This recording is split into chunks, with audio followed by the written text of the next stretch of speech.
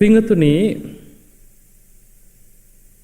ධර්මාවබෝධයේ පිණිස යන කෙනෙකුට සසර පින කියන එක ගොඩාක් වැදගත් වෙනවා.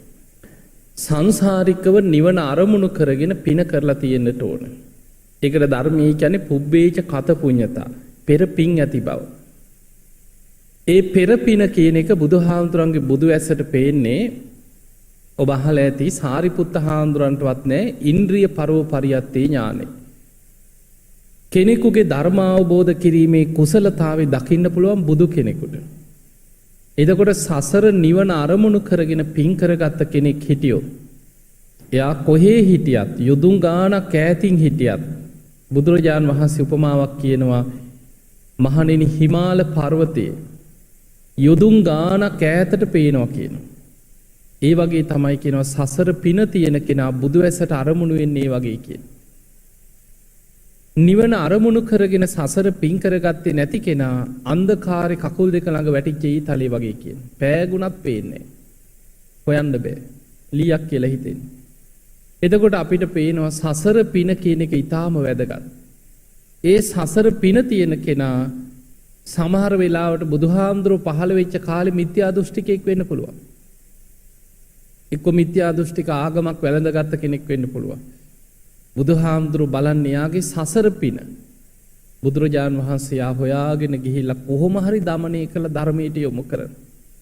සමහරු රහත් වුණා කියලා වැරදි දෘෂ්ටියේ ඉන්න අය ඉන්නවා. රහත් නොවි.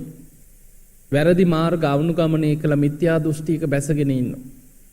බුදුරජාන් වහන්සේ කොහොම හරි ඒ කෙනා দমনය කරනවා. දැන් ওই උරුවෙල් කාශ්‍යප দমনය කරන්න 1000 ගාණක් ප්‍රාතිහාර පෑවා කියනවා. ඒත් පිළිගන්නේ. උරුවෙල් කාශ්‍යප හිතාගෙන හිටියේ තමන් රහතෙක් කියලා. තමන් ධර්මය අවබෝධ කරගත්ත රහත් කියලා හිතාගෙන ඉන්නවා. බුදුරජාණන් වහන්සේ පෙළහර පානකොට හිතනවා මේ ශ්‍රමණයා නම් මහා පුදුම කෙනෙක්.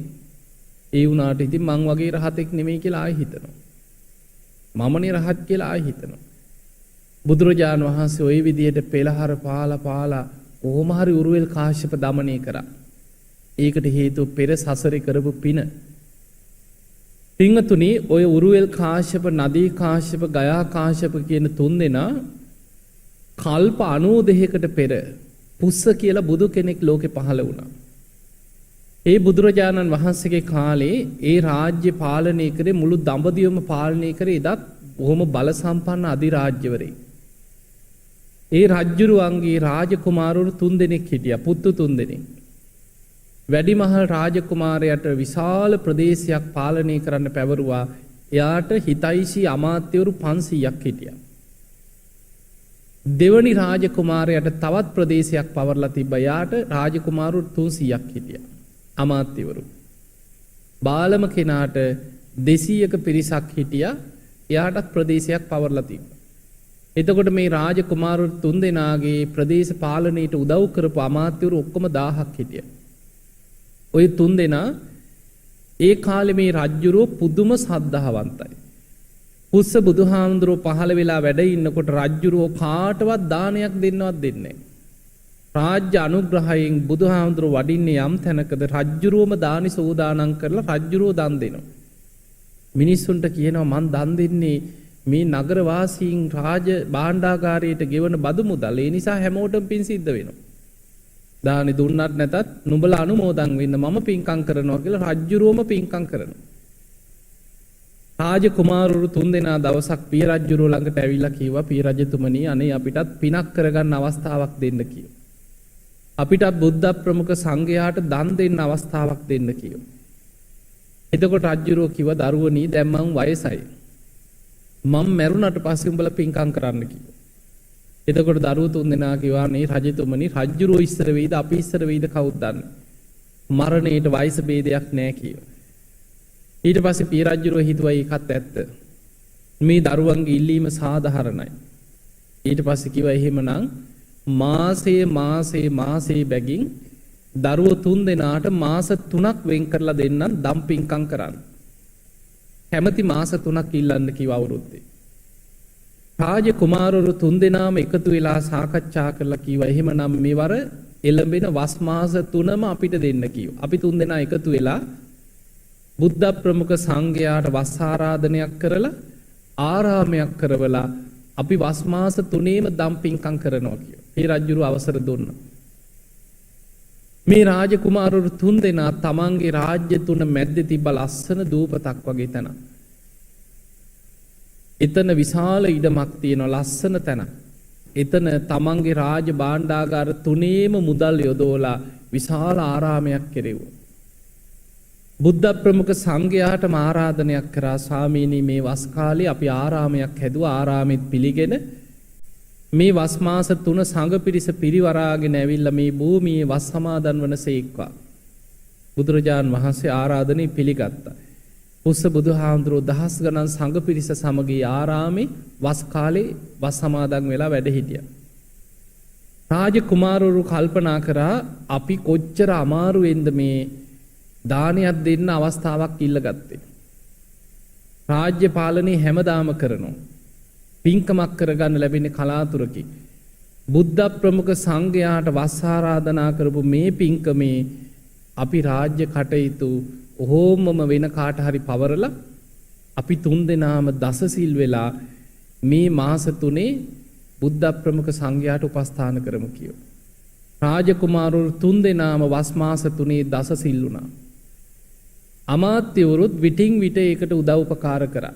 රාජ්‍ය පාලන කටයුතු කරන අතරතුර ඔය වස් මාස 3ම බුද්ධ ප්‍රමුඛ සංඝයාට අපෝපස්ථාන කරලා දසසිල් වෙලා ආරාම දැන් රාජකුමාරවරු කියලා නෑ අතුපතු ගානවා කුණු ටික අස් කරනවා දානශාලා පිරිසිදු කරනවා අර පින්කම් ඔක්කොම කරගත්තා වස් මාස 3 කරගෙන වස් පවාරණය කරන දවසේ රාජකුමාරවරු 3 දෙනාම ප්‍රාර්ථනාවක් කරා මේ වස් මාස 3 බුද්ධ ප්‍රමුඛ සංඝයාට ආරාමයක් කරලා පූජා කරලා වස් සමාදන් කරවලා දම් පින්කම් කරලා අපි රැස් කරගත්ත පිනෙන් අපිට සැපසේ සුවසේ මේ පිනේ විපාක විඳලා බුදු කෙනෙක් ඉදිරියේ බණ අහලා ධර්මයේම අවබෝධ කරගන්න ලැබේවා කියලා ප්‍රාර්ථනාවක් කරා. අර අමාත්‍යවරු පිරිසත් ප්‍රාර්ථනා කරන්නේ අපිට රජුරවන්ට උදව් කරා. අපේ රාජකුමාරවරුන්ට උදව් කරා. ඒ නිසා අපිටත් ඒ සද්ධර්ම මණ්ඩපයේදීම අපිටත් ධර්මය අවබෝධ කරගන්න ලැබේවා කියලා අමාත්‍යවරු පිරිසත් ප්‍රාර්ථනා කරා. ඔය කල්ප 92කට පෙර කරපු පින්කම. ඔය පිරිස දිව්‍ය ලෝකෙන් දිව්‍ය ලෝකෙට අර කරපු පිනේ විපාක විඳ විඳ ඇවිල්ලා අපේ බුදුහාඳුරෝ පහළ වෙනකොට ඔය 3 දෙනා තමයි උරුවෙල් කාශ්‍යප නදී කාශ්‍යප ගයා කාශ්‍යප හැටියට ඉපදුනේ. එදා රාජකුමාරවරු 3 දෙනා. එදා ඒ අයට හිටපු අමාත්‍යවරු හැටියට උදව්පකාර කරපු පිරිස තමයි උරුවෙල් කාශ්‍යපත් එක්ක 500ක් හිටියා. නදී කාශ්‍යපත් එක්ක 300ක පිරිසක්. ගයා කාශ්‍යපත් එක්ක 200ක් 1000ක් හිටියා. තුම්බෑ ජටිලයන් කියලා බහලා තියෙන්නේ. බුදුරජාණන් වහන්සේ බුද්ධත්වයට පත් වෙලා ප්‍රථම රහත් 69 ලෝකේ ධර්ම ප්‍රචාරයට පිටත් කරා. මහණෙනි එක මගකින් දෙනමක් යන්න එපා. චරත බික්ඛවේ චාරිකම් බහුජන හිතාය බහුජන සුඛාය කියලා ධර්ම ප්‍රචාරයට පිටත් කරලා බුදුරජාණන් වහන්සේ උදෑසන බුදුවැසින් බලනකොට බුදුවැසට මුලින්ම යොමු වුණේ අර 69 ධර්ම ප්‍රචාරයට පිටත් කළ බැලුවා කාටද මම පිහිට වෙන්නේ. බුදුවැසට යොමු වුණේ උරුවෙල් කාශ්‍යප නදී කාශ්‍යප ගයා කාශ්‍යප ඇතුළු පිරිස. ඒ අය සසරේ කරපු පින බලවත්. බුදුරජාණන් වහන්සේ තනියම උරුවෙල් දනව්වට වැඩියා. ඒ වැඩම කරලා උරුවෙල් කාශ්‍යපගේ තාපසාරාමේ වැඩ ඉඳලා බොහෝ පෙළහර පාලා තමයි උරුවෙල් කාශ්‍යප දමනය කරේ. එතකොට අපිට පේනවා පින් තියෙන කෙනා හොයාගෙන බුදුරජාණන් වහන්සේ වඩිනවා. සමහර වෙලාවට එයා පිළිගත්තේ නැතත් බුදුරජාණන් වහන්සේ කොහොම හරි එක්කෝ අනුශාසනා ප්‍රාතිහාර්ය කියන්නේ ධර්මයේ දේශනා කිරීම. එහෙම බණ කියලා පිළිගන්වන්න බැයි නම් ආදේශනා ප්‍රාතිහාර්ය කියන්නේ කෙනෙක්ගේ හිත කියවලා දමනය කරන. එයා හිතන දේ බුදුවැසින් දැකලා කියන. එහෙමත් අමාරු නම් 이르දි ප්‍රාතිහාර්ය, 이르දි පෙළහර පාලා දමනය කරන. ඔන්න ඔය ප්‍රාතිහාර තුනේ මාදේශනා ප්‍රාතිහාර්ය, අනුශාසනා ප්‍රාතිහාර්ය, 이르දි ප්‍රාතිහාර්ය. මේ තුනෙන්ම කෙනෙක්ව දමනය කරන නිසා තමයි උන්වහන්සේට අපි කියන්නේ අනුත්තරෝ පුරිස ධම්ම සාරති. බුදුරජාණන් වහන්සේ මේ අය දමනය කළ ධර්මාවබෝධයට යොමු කරගත්. ඒ වෙන කිසි දෙයක් නිසා නෙමෙයි සසර පින නිසා. දැන් අපි ගත්තාම සමහර පුද්ගලයෝ සසර පින තියෙන කෙනා ඒ ජීවිතේ බුදුහාමුදුරන්ට හතුරුකම් කරන හතුරෙක් වෙන්න පුළුවන්. දැන් බලන්න බුදුහාමුදුරුවෝ මරන්න යොපු දුනු ශිල්පීන් ටික. දේවදත්ත අජාසත් රජුරෝ එක්ක එකතු වෙලා බුදුරජාණන් වහන්සේ මරන්න සැලසුමක් හැදුවා. එක දුනු ශිල්පියෙක් යෙදෙව්වා විස කවපු ඊතලයක් දීලා බුදුහාමුදුරන්ට ඉලක්ක කරලා විදින්න කියලා. ඔහුව මරන්න මග දෙන්නෙක් යොදවලා හිටියා. විදලා ඉනකොට මරන්න. තාක්කියක් හොයන්න බැරි වෙන්නේ. ඒ දෙන්න මරන්න 4 දෙනෙක් යෙදෙව්වා කියනවා. 4 දෙනා මරන්න 8 දෙනෙක් යෙදෙව්වා. 8 දෙනා මරන්න 16ක් යෙදෙව්වා කියනවා. එක සාක්කියක්වත් හොයාගන්න බැරි වෙන්නේ ඉච්ඡර සූක්ෂම සැලැස්මක් හැදුවා. හැබැයි බුදුරජාන් වහන්සේට ඉලක්ක කරලා දුන්න ඇදපු දුනු ශිල්පියා දුන්න අතහැර ගන්න බැරි වෙනවා. බෙල්ලෙන් පහළ ගල් ගැහිලා ගියා පිළිමයක් වගේ. බුදුරජාන් වහන්සේ ඔහු ළඟට ඇවිල්ලා බොහෝම කරුණාවෙන් පින්වත කියලා කතා කරනකොට මුළු ශරීරෙම ලිහිල් වෙලා ගියා. දුන්න ඊතලයේ වීසි කළ වැඳ වැටුණා. අනේ ස්වාමීනි මට සමාවන සේක්වා. මං රාජකාරියක් ඉෂ්ට කරන්න ආවේ කි. රජුරුවන්ගේ අන කියන දේ කරන්න ඕන රාජබටය. ඒ වෙලාවේ ඔහොම වාඩි වෙන්න කියලා මහා කාරුණික බුදුරජාන් වහන්සේ දහම් දෙසුවා. ඒ බණ ටික අහලා අවසන් වෙනකොට සෝවාන් වුණා. එතකොට බලන්න ආවේ මොකටද? බණ අහන්නද? බුදුහාඳුර මරන්න ආවේ. උන්වහන්සේට විදින්න විස කවපු ඊතලයක් අරගෙන ආපු කෙනත් බණහල ධර්මය අවබෝධ කරා. සසර පින තියෙන කෙනා කොහොම හරි පින මතු කරලා ගන්නවා බුදුහාඳුර. සමහර අවස්ථාවල් වල ඒ දුනු ශිල්පීන් ඔක්කොම ධර්මය අවබෝධ කරා ඊට පස්සේ. ඊළඟට දවසක් බුදුහාඳුරන්ගේ කාලේ එක බමුණෙක් හිටියා. උදේ ඉඳන් බුදුහාඳුරන්ට බයිනවා. මිනිස්සු අතරට ගිහිල්ලා කියන ඔය ශ්‍රමණ බවත් ගෞතමයන්ට මම පාඩමක් උගන්වනවා ඕම් බලාපල්ලා කියනවා. කොහොම කී ඉඳලා දවසක් ඔළුවට ආව අදහසක්. ගියා බුදුරජාණන් වහන්සේ හම්බෙන්න. ගිහිල්ලා දැන් පාඩමක් උගන්වන්න ඉන කෙනා එන්නේ රඟපාගෙන නෙමෙයිද? ගිහිල්ලා බොහොම සද්ධාවෙන් වගේ දන ගහලා අනේ ස්වාමීනි හෙට දවසේ මගේ නිවසට දානයකට වඩිනසේක්වා කියලා. බුදුරජාණන් වහන්සේට පේනවා මේ දන් දෙන්නද නින්දාවක් කරන්නද ඇත්තට මොකටද මේ ආරාධනා කරේ කියලා බුදුවැසින් දැක්කා. හැබැයි බුදුරජාණන් වහන්සේ බැලුවේ ඔහුට ධර්මාවබෝධයට පිනක් තියනවද? පෙර සසරේ පසේ බුදු කෙනෙකුට දානයක් පූජා කරපු පෙර පිනක් තියෙනවා. ඒක මතු කරමින් දහම් දෙසුවොත් ඔහුව සසරින් මුදවන්න පුළුවන්. බුදුරජාණන් වහන්සේ ආරාධනය පිළිගත්තා. හැබැයි බමුණ හිතුවේ මේ ශ්‍රමණයා මට රැවටුණා කියලා. යනකම් කියාගෙන ගියා ඕම් බලාපන් හෙට මං කරන දේ. ඔන්න එනවලු හෙට මගේ ගෙදර දානෙට කියලා ගියා. ගිහිල්ලා හැම තැනම ඇවිදලා අසූචි ගොඩවල් වල තියෙන අසූචි වර්ග ඔක්කොම එකතු කරගෙන ගෙනහලා භාජනවල තියලා මේසෙ උඩ වහලා තිබ්බා. දැන් බුදුහාඳුරන්ට දානෙට කවන්නම්කෝ දානෙ කියලා. පසුවදා බුදුරජාණන් වහන්සේ පාත්‍රය අරගෙන නිවසට වැඩියා. වැඩියට පස්සේ සුදු රෙද්දක් කෙලලා පුටුවකට ස්වාමීනි වැඩ ඉන්න කියෝ. ඔබ වහන්සේ දානෙටනේ වැඩි. මේ තියෙන ඇති තරම් බෙදාගෙන වළඳන්න කිව්වා. අර භාජන ඔක්කොගේම අසූචි. බුදුරජාණන් වහන්සේ ඔහුම වාඩි වෙන්න කිව්වා. ඉස්සෙල්ලා දානේ වළඳන්න කලින් සාමාන්‍ය අනුශාසනාවක් කරනවනේ නේ. ඔහුම වාඩි වෙන්න කිව්වා. වාඩි වුණා. එතකොට බුදුරජාණන් වහන්සේ අහනවා බමුණ ඔබට ආරංචියක් එනවා ඔබේ නෑදෑයෝ යාළුවෝ හිතවත්ම පිරිසක් ගෙදරට එනවා.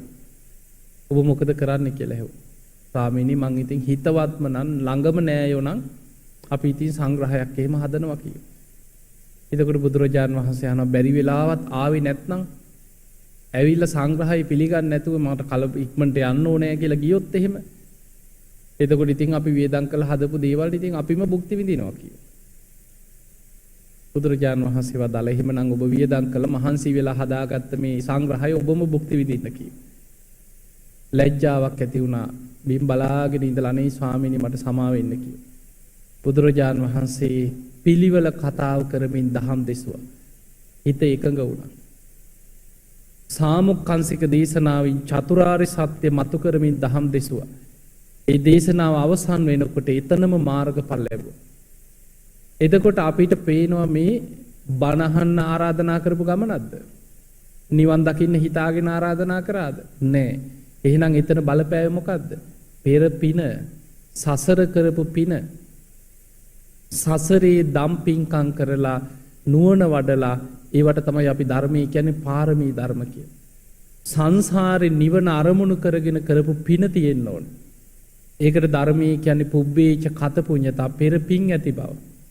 ඒ පෙර පින තියෙන කෙනාට ධර්මාවබෝධයට අවස්ථාව හැදෙනවා. පෙර පින නැති කෙනා දැන් බලන්න බුදුහාමුදුරුවෝ යොදුන් ගණන් ඈත යනවා පින් ඇති අය හොයාගෙන. හැබැයි වේලුවනේට අල්ලපු ඇටේ තමයි හිටියේ අර චුන්දසූකරික. බුදුරජාන් වහන්සේ නිකන්වත් ගියාද චුන්දසූකරික দমনය කරාද? නෑ බෑ. පින නෑ. පෙර සසර පින නෑ. ඒ නිසා බුදුරජාන් වහන්සේ පෙන්වන්නේ මහණෙනි පින නැති කෙනා කකුල් දෙක ළඟ වැටුණත් අන්ධකාරේ වැටිච්ච ඊතලයේ වගේ කියන පේන්නේ. ධර්ම අවබෝධයට යොමු කරගන්න බෑ. හැබැයි පින තියෙන කෙනා යොදුන් ගණන් ඈත හිටියත් හිමාල පර්වතය ඈතට පේනවා වගේ බුදු ඇසට යා අරමුණු වෙනවා කියන. ඒ නිසා මතක තියාගන්න බුද්ධ ශාසනය තුල බුදුරජාණන් වහන්සේම බණ කිව්වත් හැමෝම නිවන් දැක්කේ නැහැ. දැන් දවසක් ඔබ දන්නවා කුජ්ජුත්තරා උදේනි රජුරුවන්ගේ මාලිගාවේ හිටපු සේවිකාවක්. සාමාවති මල් ගෙනින් කියලා සල්ලි දෙනවා. මල් ගේන්න යන්නේ. ඒකත් හොරකම් කරනවා. කහවණු 4ක් කිනේ ගහගෙන 4ක මල් ගෙනියනවා. ගිහිල්ලා අර රජුරුවන්ගේ බිසෝරුන්ට කියනවා මේ මල් කාර්යය මෙච්චරයි මල් දුන්නේ කියලා කහවණු 4ක හොරකම් කරනවා. දවසක් මල් ගේන්න යනකොට මල් නැහැ වෙළඳ පොලේ. හොයලා බලනකොට දැනගත්තා සුමන මල් කාර්යයාගේ නිවසේ බුදුරජාණන් වහන්සේට දානයක්. ඒ මල් ඔක්කොම ගෙදර මල් සැරසිල්ලා. මල් නැහැ කියලා ගියොත් අද මට කහවණු 4ක් හොරකම් කරගන්න තියෙන අවස්ථාව නැති වෙනවා. කහවණු 8ක් දෙනවා මල් ගෙනින් කියලා 4ක තමයි මල් ගෙනිහිලා පෙන්නන්නේ. ওই දාන ඉවර වෙලා එතනින් මල් ටිකක් අරන් යනවා කියලා ආපහු මාලිගාවට යන්නේ නැතුව මල් කාර්යයාගේ ගෙදරට ගියා. එදා බුද්ධ ප්‍රමුඛ සංඝයාට දානයක්. දැන් ඉතින් ওই දානයක්නේ මම මොකටද උකස්සරින් ගන්න කියලා එළිය පැත්තක අයිනකටලා හිටියා. ආවේ මල් ගෙනියන්නනේ. මගේ වැඩේ කරගෙන යනවා කියලා පැත්තක අයිනකට වෙලා හිටියා වැඩේ ඉවර වෙනකන්. දැන් පිරිස සාදුකාර දිදී දම් බෙදනවා. දානි බෙදලා බුදුරජාන් වහන්සේ ඇතුළු සංඝයා දානි වළඳනවා. දන් වළඳලා අවසන් වෙලා පිරිස වාඩි වුණා භුක්තානුමෝදනා දේශනාවේ බණහන්. බුදුරජාණන් වහන්සේ දහම් දෙසන්න පෙරම ධර්ම දේශනාව ආරම්භයේම බුදු ඇසින් බැලුවා කවුද අද මේ පිරිස අතරින් ධර්මාවබෝධය ලබන පින්වන්තම කෙනා? දානි ලෑස්ති කරපු මිනිස්සුත් නෙමෙයි. බණ අහන්න ඉස්සරහ වාඩි වෙච්ච අයත් නෙමෙයි. දම් බෙදපු අයත් නෙමෙයි. අර මල් ටිකක් අරගෙන යන්න ඇවිල්ලා අයිනක වාඩි වෙලා ඉන්න කුජ්ජුත්තරාවට සසර පින තියෙනවා. බුදුරජාණන් වහන්සේ කුජ්ජුත්තර අරමුණු කරගෙන දහම් දෙසුවා. දේශනාව අවසන් වෙනකොට සෝවාන් ඵලයට පත් උනේ කුජ්ජුත්තරා. අනිත් අය හිත පහදව ගත්තා. ස්වාමීනි මේ ධර්මයේ හරියට වහලා තිබ්බ දෙයක් ඇරලා පෙන්නුවා වගේ. අන්ධකාරේ හිටපු කෙනෙකුට ආලෝකයක් පහළ වුණා වගේ. මම්මුලා වෙච්ච කෙනෙකුට පාර පෙන්නුවා වගේ. අපි අද පටන් බුදුන් සරණ යනවා. අද පටන් ධර්මයේ සරණ යනවා. අද පටන් ශ්‍රාවක සංඝයා සරණ යනවා කියලා අනිත් අය හිතපගෙන තුනුරුවන් සරණ ගියා ඉච්චරයි. හැබැයි මාර්ගඵල ලැබුවේ කවුද? අර කෙලවරක ඇවිල්ලා මල් ටික අරගෙන යන්න වාඩි වෙලා හිටපු උදේනි රජුරුවන්ගේ අන්තපුරේ සේවිකාව කුජ්ජුත්තර. එතකොට අපිට පේනවා සසර පින තියෙන කෙනා බුදුහාඳුර හැම වෙලේම බලන්නේ පින් තියෙන කෙනා කවුද? හැමදාම උදෑසන 12 කෝටි ලක්ෂ වාරයක් මහා කරුණා සමාපත්තියට සමවදිනවා කියලා සඳහන් වෙනවා. මහා කරුණා සමාපත්තියට සමවැදිලා ගන්ධ කුටියේ ඉඳන් දසදහසක් ලෝක ධාතුවට බුදු ඇස විහිදවනවා. කවුද අද දවසේ ධර්මාවබෝධය ලබන පින්වන්තමයි කියලා කල්තියා බුදු ඇසින් දකිනවා. හවසටත් බලනවා. අද රාත්‍රී කවුද ධර්මාවබෝධය ලබන්නේ? රාත්‍රී 10න් පස්සේ දෙවියන්ට වෙන් කරේ මැදියම් යාමේ. බුදුරජාන් වහන්සේ මුණ ගැහෙන්න ඉන්න දෙවියන් බ්‍රහ්මයන් අතරින් අද කවුද ධර්ම අවබෝධය ලබන්නේ? බුදු වැසින් බලනවා. එතකොට අපිට පේනවා හැම වෙලාවෙම පින කියන එක හරිය වැදගත් දෙයක්. සසර පින. පුබ්බේච කත පුඤ්ඤතා. දැන් හිතන්න මහා මංගල සූත්‍රය බහලා ඇති පතිරූප දේශ වාසෝච පුබ්බේච කත පුඤ්ඤතා. පතිරූප දේශයක උපදින්න ධර්මයක් ඇහෙන රටක ගමක පළාතක ජීවත් වෙන්න ලැබෙන්නේ පෙර පිනෙන්මයි. දැන් ඔබටත් මොකක් හරි පෙර පිනක් තියෙන නිසා තමයි කෝටි 700කට වඩා ලෝක ජනගහනයක් ජීවත් වෙන ලෝකේ බණපදයක් අහන්න පුළුවන් ගමක රටක ඉපදුණා. පෙර පින. කල්යාණ මිත්‍ර සේවනයේ ලැබුණා. සද්ධර්ම ශ්‍රවණයේ ලැබුණා. ධර්මය අහන්න ලැබෙනවා. පින් කර ගන්න ලැබෙනවා. බණක් අහන්න හිත නැඹුරු වෙනවා. සමහර අය ඉන්නවනේ කීයටවත් බණක් අසන්න බැරි අය නැද්ද? ඉන්න මොන විදිහටවත් බණක් අසන්න බෑ. එතකොට බණක් අහන්න හිත නැඹුරු වෙනවා කියන්නේ සසර පිනක්. සමහරුන්ට ඒ හිත නැඹුරු වෙන්නේ නැහැ. අකුසලයටමයි හිත දුවන්නේ. පව්කම් වලටමයි හිත දුවන්නේ. අපායගාමී සිතුවිලිමයි හිතේ ඇති වෙන්නේ. සමහරුන්ට ඔහේ වෙන ඔය ටෙලි නාට්‍ය චිත්‍රපටි බල බල පැය ගණන් ඉන්න පුළුවන්. බණ අහන්න පටන් ගත්ත ගමන් නිින්ද යනවා. ඔළුව රිදෙනවා. ඇයි? කර්ම සංසාර කර්ම විපාක එනවා පස්සේ. ඒවැ විපාක එනවා. බණ අහන්න බෑ සමහරුන්ට. පින්කම් වලට යන්න බෑ. මොනවා හරි වෙලා කඩාකප්පල් වෙනවා. පින්කමකට යන්න ලෑස්ති වුණොත් එක්ක ඔළුව එකක්කම කලන්තේ දාට. මොකක් හරි හේතුවක් ඇවිල්ලා ඒක මග හැරෙනවා. සසරේ තමන් කරපු අකුසල විපාක තමන්ගේ පස්සෙන් එන්නේ වගේ. ඒ නිසා මතක තියාගන්න දැන් බුද්ධ ශාසනය තුල සමහර සිදුවීම් තියෙනවා. ඒ අය ගිහි කාලේ හොඳට ඉන්නවා. පැවිදි වෙච්ච දවසේ ඉඳන් විපාක හම්බ වෙනවා එක දිගට. ඇයි පැවිදි ජීවිතයේ කෙනෙකුට නිවන් මඟ යන කෙනෙකුට කරදර හිරිහැර කරොත් තමන් කවදා හරි නිවන් මඟ ගමන් කරන්න ගිය දවසට තමන්ට විපාක ලැබෙන්නේ. ඒ කර්ම හරි පුදුමයි. ඒ නිසා සසරේ තමන් කරගත්ත කර්ම තමන්ගේ පස්සෙන් එනවා කියන එක හැම වෙලෙම හිතන්න. හිතලා පින් කරන්න. ඒ කරන හැම පිනක්ම දැන් බලන්න දාන, සීල, නයිස් ක්‍රම්මේ, ප්‍රඥා, වීරිය, කාන්ති, සච්ච, අදිඨාන, මෛත්‍රී, උපේක්ඛා ඒවා සසර පුරුදු කළ යුතු ගුණධර්ම.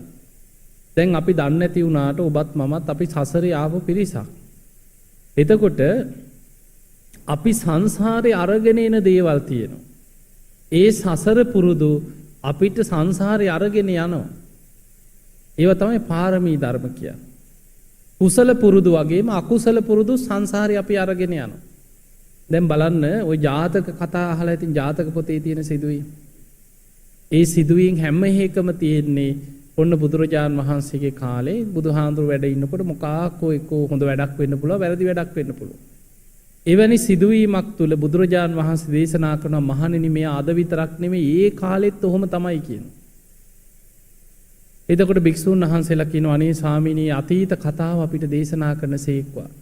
අන්න බුදුරජාන් වහන්සේ අතීත සංසාරේ ජාතක කතාවක් දේශනා කරන ඉදා ඒ කලයා මෙන්න මේ වගේ කියනවා. ඒ පුරුද්දම තමයි කියන අදටත්. එහෙනම් ඒ කාලේ පුරුදු අදටත් සසරේ යනවා. ඒ නිසා තමයි බුදුරු පහළ වෙලා පෙන්ලා දෙන්නේ අකුසල පුරුදු ගෙනියන්න එපා සංසාරේ. ඒවෙන් වලකින්න සබ්බ පාපස් අකරන. ඒව පුරුදු හැටියට යනවා සංසාරේ. ප්‍රාණඝාතයට යොමු වෙච්ච කෙනාට ඒක කිසිම බයක් නැතුව ඒක සසර පුරුද්දක් වගේ දිගට යනවා. හොරකමට පුරුදු වෙච්ච කෙනා ඒක පුරුද්දක් දිගට යනවා. සමහරු ඉන්න උපෝපං ආත්මවල අපාය යනවා ආයි උඩට එනවා ආයි හොරනායකි.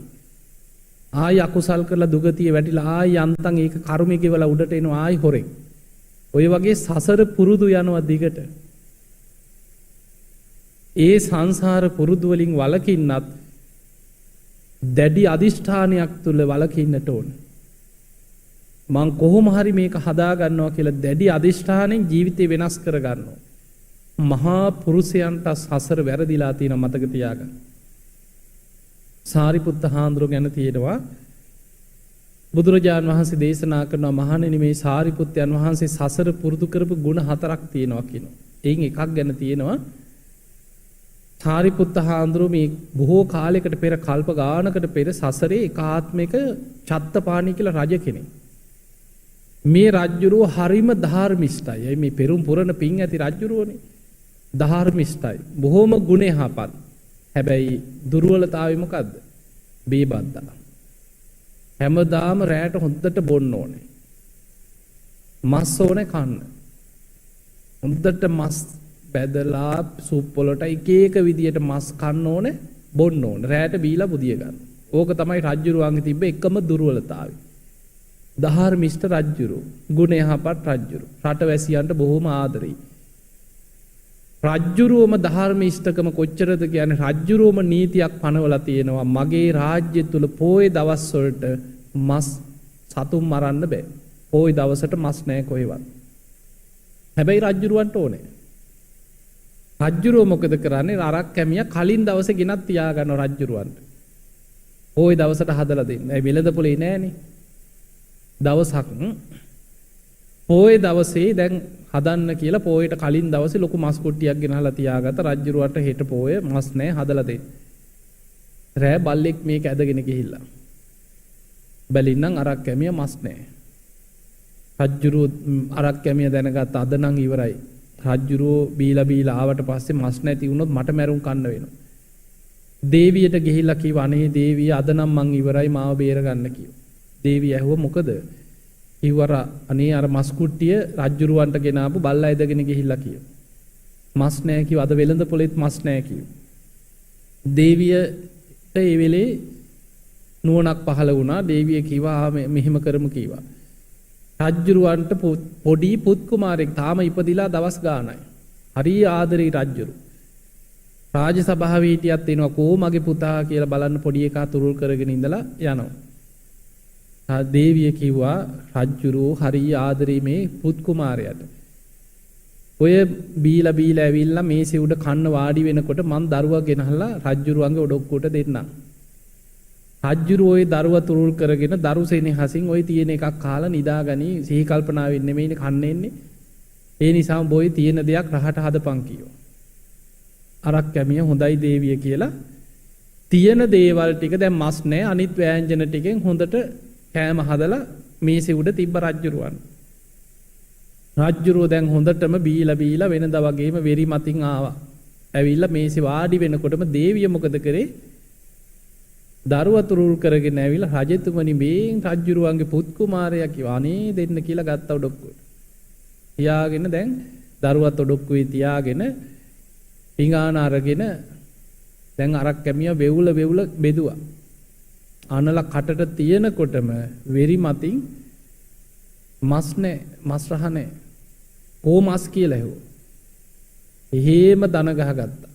අරක් කැමියා අනේ රජතුමනි මට සමා වෙන්න කිව්වා මස් නැහැ කීවද. මස් කුට්ටිය බල්ලෙක් ඇදගෙන ගිහිල්ලා අනේ රජතුමනි මස් නැහැ කිව්වා. අවසිහිය කියන්නේ බීවට පස්සේ ඒකනේ. අවසිහිය කියන්නේ කේන්ති කියා මමයි මේ රාජ්‍ය රජුරු යකෝ මටද මස් නැත්තේ. මෙන්න මේකම උයලා දීපන් කියලා බෙල්ල ඇඹරු අර ඔඩුක්කේ හිටපු දරුවගේ බෙල්ල අඹරලා දික් කරා. මේක හදපන් කිව්වා. දේවිය එහෙම සිහිසුන් ඇදගෙන වැටුණා. අරක් කැමියා සුප් එකට හැදුවා. බැදලා හැදුවා. පොද්දට හැදුවා. ඉරට මිරිසට ඔක්කොටම හදලා ගෙනල්ලා තුන්නා. දැන් කාලා බඩ පුරව ගත්තා. ගිහිල්ලා එහෙම ඇදගෙන වැටුණා. සිහි කල්පනාව නෑ දැන්. මහා රාත්‍රී පාන්දර 2ට විතර අවදි වුණා. දැන් වෙරි හිඳිලා. අවදි වෙච්ච ගමන් බලනකොට දේවිය අඬ ඉන්නවා පැත්තක බිත්තියකට බදාගෙන අඬනවා. නැකිට වුණා බැලුවා දරුවා නෑ ඉන්න තැන. දේවිය ළඟට ගිහිල්ලා කිව්වා දේවිය මොකද මේ අඬන්නේ මේ මහරෑ කෝ මගේ පුතා කියලා ඇහුවා. ඊට පස්සේ දේවිය පොළවේ අත් ගහගෙන පපුවට ගහගෙන කිව්වා රජතුමනි ඔබටත් දරුවෝ ඉන්නවද ඇහුවා. ඔය පුත් කුමාරයා තමයි කිව්වා කාලා ඉවරලා ඔය බඩ පුරවගෙන ඉන්නේ.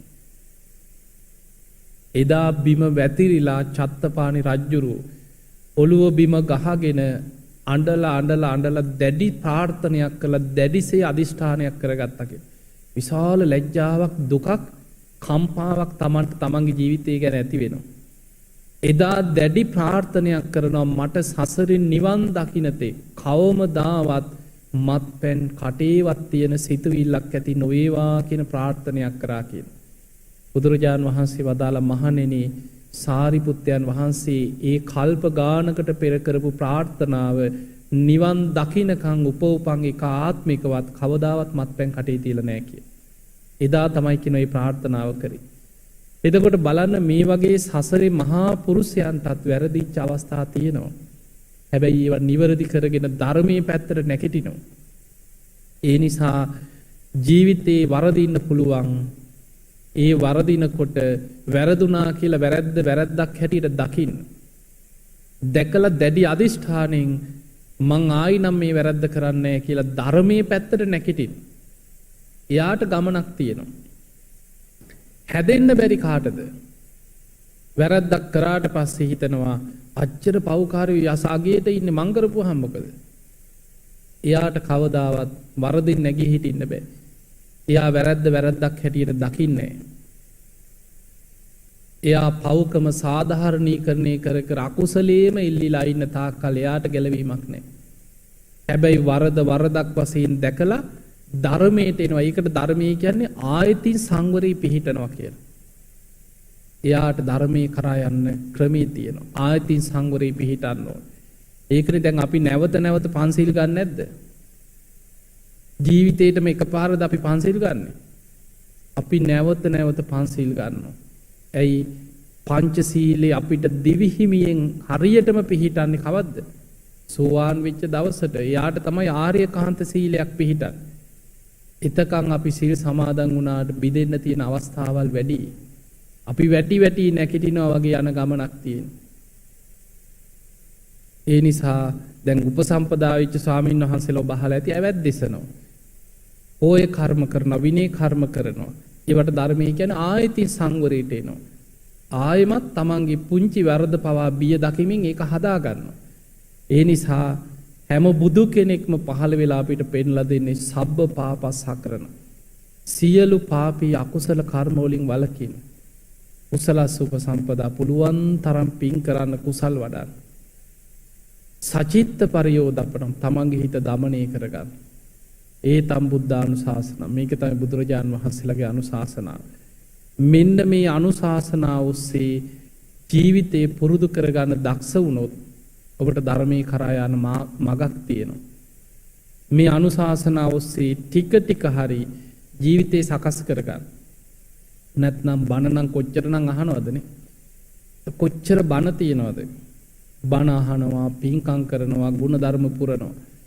හැබැයි මේ ධර්ම මාර්ගයේ හැසිරෙනවා කියන්නේ ලේසි දෙයක් නෙමෙයි. බණ අහන්න පුළුවන්. අහන ධර්මයේ ප්‍රායෝගිකව ගලප ගන්නවා කියන්නේ ලේසි දෙයක් නෙමෙයි. අපි දැන් ජීවත් වෙන්නේ කෙලෙස් බහුල කාලෙක. අකුසල් බලවත්ම වෙච්ච කාලෙක ඉන්නේ. මේ වගේ කාලයක ධර්මයකට අඩු ගානේ පන්සිල් ටික රකින්නවා කියන්නේ ලේසි දෙයක් නෙමෙයි. ඒ නිසා දැඩි අදිෂ්ඨානෙම ලෝකයා යන දිහාක ලෝක යන රටාව යයි. මම කොහොම හරි මං ගැලවෙනවා කියලා තමන්ගේ ජීවිතය තුළ ගුණධර්ම ටිකක් පුරා ගන්න දක්ෂ වෙන්න. ලෝකයාම අපායේ ගියත් මං හරි ධර්මයේ කරා යනවා. ලෝකයාම අකුසල් කරත් මම තනියෙන් හරි පිනක් කුසලයක් කරගන්න. ලෝකයාම දුස්සීල වුණත් මම තනියෙන් හරි සිල් රකින්න. අන්නේ අදිෂ්ඨානය ඇති කරගන්න. අච්චර අකුසල් කරන උන් ඉන්නවනම් මං කරපුවාම මොකද කියලා හිතන්න එපා. එතන තමයි විනාශය තියෙන්නේ. ඒ නිසා ජීවිතයේ අඩුපාඩු හදාගෙන ගුණධර්ම පුරාගෙන ධර්මයේ කරා යන දක්ෂ කෙනෙක් බවට පත් වෙන්න.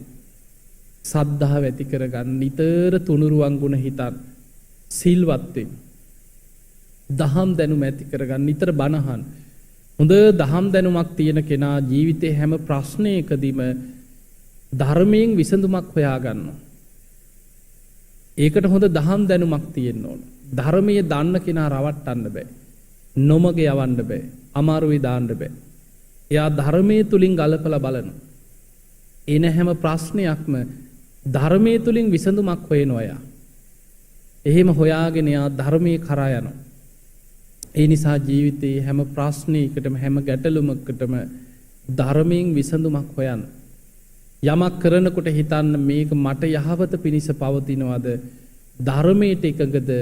මේක අනුන්ට යහපත පිණිස පවතිනවද? අන්න එතකොට තමන්ට ගොඩාක් ප්‍රශ්න වලින් බේරෙන්න පුළුවන්.